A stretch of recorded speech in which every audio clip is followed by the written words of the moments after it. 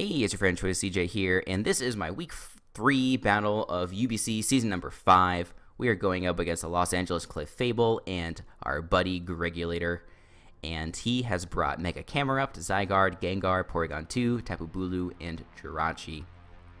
In case you missed my team builder, I am bringing a defensive Lando that has a fully special moveset. I also have a Life Orb SD Weavile, I have a Scarf Victini, Sugar Berry Cobalion, I have a Timid Blastoise, and I have a Choice Banded Goodra. So he brought most of the mons that I was expecting.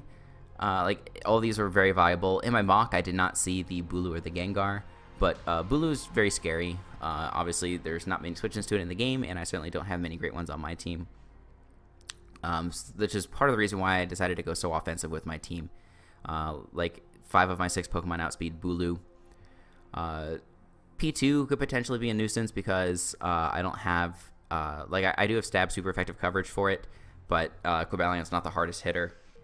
And then even like an Aura Sphere from Blastoise doesn't do a KO. I'm really going to have to catch it with Superpower or with Toxic to try and do a lot of damage to it.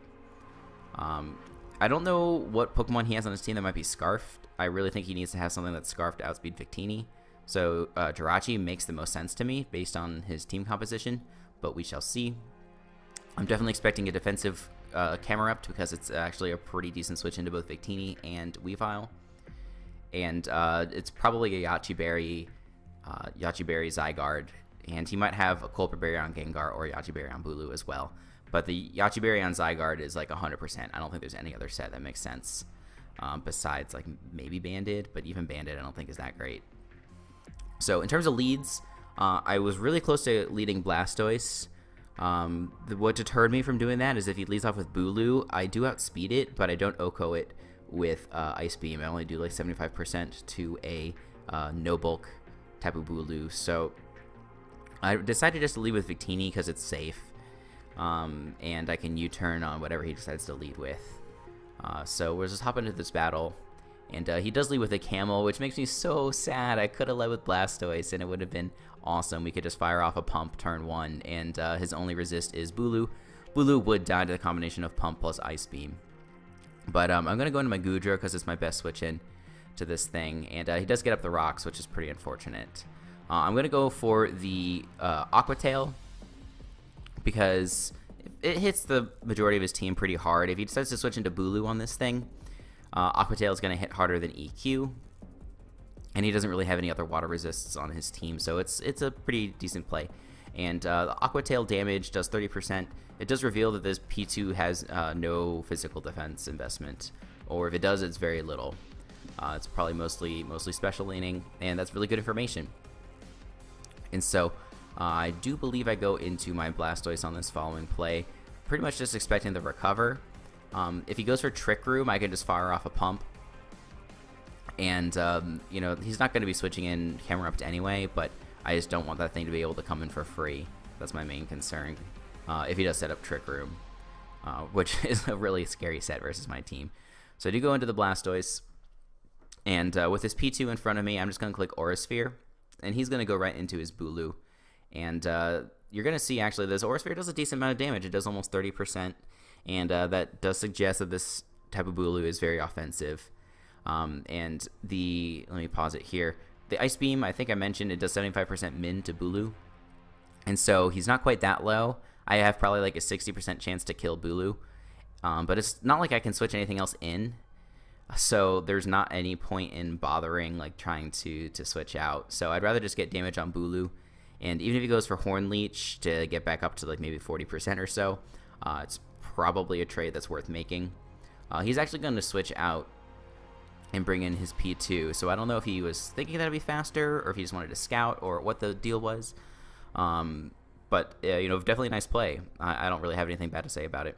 He goes into P2, and I could either go for Aura Sphere or Toxic here, and I do end up clicking Toxic after we get our grassy terrain up, and he actually goes into Gengar, which is really nice. It covers both of the plays that I mentioned. And so I don't have a great response for this. I am just going to go into Goodra because it's kind of my best thing, and he does go for Toxic. Now, last time I had Goodra in, he went into P2, took an Aqua Tail like a champ. If he goes into P2 again, then I'm going to click Superpower. And Superpower hits the majority of his team except for this Gengar and also Bulu. I don't think he's going to be leaving the Gengar in just because he probably can't hit me super duper hard. And if he wants to go into Bulu, I don't have a move to hit Bulu. He literally resists all 4 of my coverage moves. So I might as well just try and predict the P2 coming in. And so I am going to click the Superpower, and you're going to see he does switch out of the Gengar and goes right into that P2. And as I mentioned, this has no Fizz Def investment, and we are going to smack this thing for 75%, which is awesome. P2 is so annoying to deal with. It's one of my least favorite mons to see in League Battle. So to be able to smack that was really nice. So I am going to go into my Cobalion. In case he wanted to recover or something, I can at least spam CC and potentially take it out. But he's going to go into his Rachi. This is important because I do want to sort of figure out what set this is. If this is Scarf, then I'll know 100% at the end of this turn. I don't think there's a way that he can Oko me with his Rachi. I don't think it gets Focus Blast or anything like that. And if it's slower, then it's almost definitely Colbur Berry. Like, it's 99% guaranteed. So my play is to click Rocks and see what he does. So I do go for Rocks and I do go first. So I'm definitely thinking that this thing is Colbur. If this thing is Colbur Berry, I need to get about 45% damage on it before a Life Orb knockoff kills it. And so I'm going to click Focus Blast here. Focus Blast does about that much minimum to a non-bulk invested Jirachi. I don't know if he's bulk invested or not. And if he is bulk invested, I go into Victini instead of Weavile. That's the play.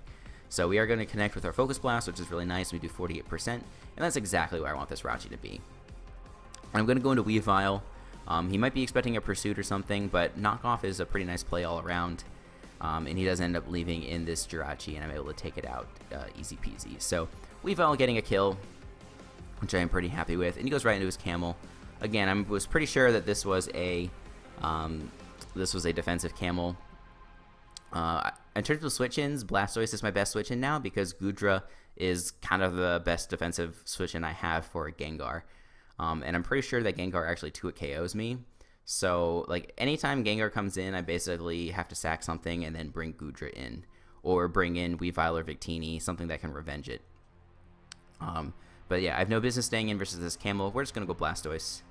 And you're going to see he actually ends up clicking the Earthquake, which was kind of interesting. I thought for a moment that this was a mistake on his part, but he told me he actually has Earth Power and Earthquake.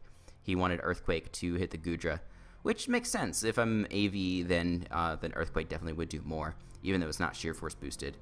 But in any case, he does go for the EQ. I've got a 100% like free Hydro Pump here. Bulu is not going to be living Hydro Pump plus Ice Beam. And even if I miss the pump, I can go for Ice Beam the next turn and 100% knock it out unless it's Yachi. And even if it is Yachi, I'm happy to get rid of that because Weavile will appreciate having the Yachi barrier removed. But in any case, he just sacks off his P2, which I think is a smart play. Like, P2 didn't have any usefulness going forward. There was nothing that he could recover on my team. Then he goes into Gengar. And like I said, I pretty much have to let this thing go down. And now I can go either into Goodra or into Weavile.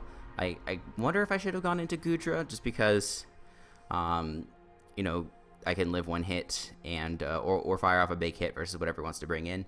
But I also know that if I go into Weavile, I 100% get a kill with Icicle Crash because this Gengar is in range and everything else on his team either gets killed or 2-hit KO'd. So we're going to go into Weavile. These rocks are getting really annoying because that's literally 5 Life Orb hits that are gone now. But he switches into Camel, and I know that even if this is full Fizz Def, I'm going to be able to 2-hit KO with Icicle Crash. So I just need to connect on both of them, and I do, which is excellent. And now he is going to be bringing his Zygarde out. And so this is a scary play because I don't want him to set up for free. And my Weavile is dead upon re-entry to Rocks, so there's almost no sense in switching out into Lando. So I decided just to go for Icicle Crash in case he goes nuts and clicks Dragon Dance here. But he just makes a smart play and he goes for E-Speed. Again, I could have predicted that, but I wasn't wanting to. I didn't want to play around with Zygarde because it's a huge threat. And now I can go into Lando, and we kind of have to decide what we're gonna do here. I don't think he's gonna be staying in because my HP Ice is somewhat obvious. And so I'm kind of expecting Gengar to come in just because Gengar doesn't take a ton from HP Ice and basically gets a kill with Shadow Ball. So I go for the Earth Power trying to predict that. But instead he goes into Bulu, which is unfortunate for me because I'm going to go for Earth Power, and Earth Power is only going to do like 22% as you see. And this is, now I'm wondering here if he is Scarf Bulu or not because he still hasn't shown any item. He didn't stay in versus the Blastoise, so maybe he's not Scarf, but maybe he was just making it double. Like, I really don't know. And then to further complicate things, like, I get my leftovers, and then he gets his Grassy Terrain, as you see just now. But I don't know how that mechanic works in Gen 7, if leftovers and Grassy Terrain are on the same timeline. I don't know if that's the case, or if, like, leftovers always goes first. I really don't know. So what I decide to do is click Protect, and if he stays in, then I think he's Scarf. And then I can see what he's locking himself into. If it's a grass move, I can go into Goodra. If it's a fighting move, I can go into Victini. But if he switches out, then I'm pretty sure that he's not Scarf. And so I just click that Protect, and he does go into the Gengar, which is a nice play. Like, my most obvious play there was to click Sludge Wave, and Gengar 4 times resists that. So now I'm going to click Protect just to see what move he'd like to go for. If it's Icy Wind, then Life Orb Icy Wind does kill my my Landorus, but he just goes for Shadow Ball, so I don't think he has the Icy Wind, but that doesn't make this play any easier.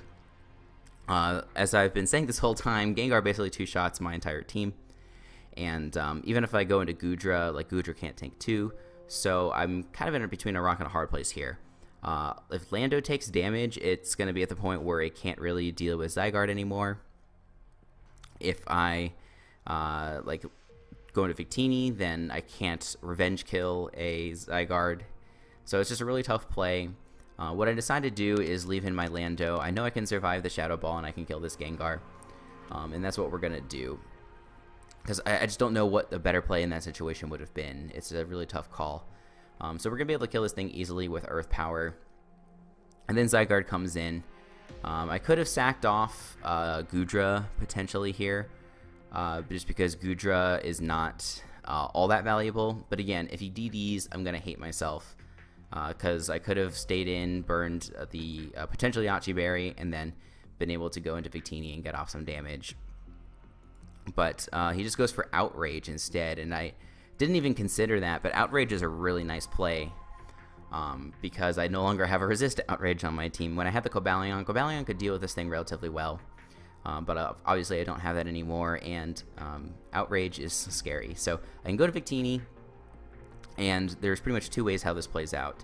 Either he's Banded, and he kills my Victini in one shot, or he's Yachi, and then I cannot 2 a KO with Glaciate. If he's like any set other than those two, I guess maybe we have a chance. But those are the two most likely sets at this point, especially Yachi. So I don't really have any other play. I just kind of hope that he doesn't have one of those sets. So I go into Victini. I do click the Glaciate, and he does show the Yachi Berry. So pretty much what I thought. He's at 64%. If he's uninvested, I do 65% max with this Icicle or Glaciate. And as you can see, I get a crit. So like 9 times out of 10 that crit mattered, and he actually had a little bit of bulk investment, so my chances of killing with Glaciate were even lower, which sucks for him. Great for us, of course, but it always stinks when you have such a tight match that's played very well on both sides, and then it's basically determined by a crit, because at this point there's like no coming back for Greg. If his Bulu is Yachi Berry, I can hit him up with Glaciate, slow down his speed, and then kill him with Goodra. Like, even though I don't have a super effective move to hit him, he'll be at like 15% health or so, 20% health, and a superpower from Goodra should be able to kill. And even if it doesn't, depending upon his move set, he might not even be able to kill Goodra in one hit, because I am still at like 76% HP. But yeah, it's just it's pretty much over for Greg, and he does send out his Bulu. I'm gonna click Glaciate again because of course I'm scarfed into it, and that is going to be able to kill him. He does not show the Yachi Berry, and that's going to be GG. So we come out with a 2-0 victory. Very close game. Definitely was determined by that second to last turn with the crit on the Zygarde. So I do apologize for that, but do want to thank Greg for being a really good sport and taking it in stride. We talked about it after the battle, and we said it sucks, but that's Pokemon, and neither of us really made any dumb plays. At least I don't think. Maybe Greg disagrees. But sometimes that's the way the cookie crumbles. That's what happened to us last week versus Spastic. We missed a 10% chance we missed on a 10% chance to miss Icicle Crash, and he's able to snatch a win off of us. But that's the way it goes. So we are now 1-2, and next week we are going to be facing off against Will, the RNG Lord, and I'm hoping to exact some revenge versus him, because he did beat me pretty bad last season with his Excadrill and also his Stunfisk. I mixed like 3 out of 4 Focus Blasts versus his Stunfisk, and it was really awful. So make sure you stay tuned for that, and make sure you check out the channel for other gaming and Pokemon content. Until the next time, I will see you guys later.